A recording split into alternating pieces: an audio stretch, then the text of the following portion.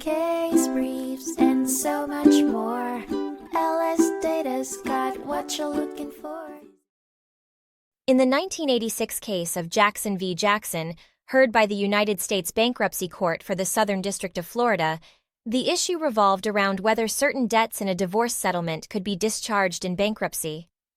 The case clarified that debts for domestic support obligations, such as alimony or support, cannot be discharged. The debtor and his ex-wife, both parents of young children, went through a divorce that resulted in a final judgment. This judgment awarded custody of the children to both parents, established a separate child support payment, and required the debtor to pay his ex-wife $20,000 in lump sum alimony. However, the court ruled that this payment was actually a property settlement, not alimony or support, making it dischargeable. The final judgment also required the debtor to pay his ex-wife's $9,755 attorney fees directly to her lawyer.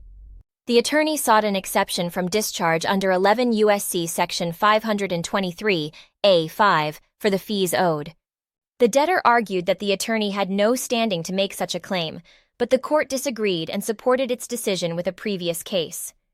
The court noted that the attorney's services were primarily to protect the wife's interest in child support.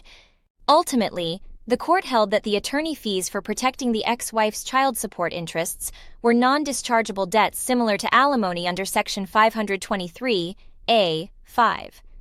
A separate judgment was entered, with each party bearing its own legal expenses as per BR 9021(a). Case briefs, and so much more. LSData's got what you're looking for. Visit lsd.law, elevate your mind. Leave the stress of class.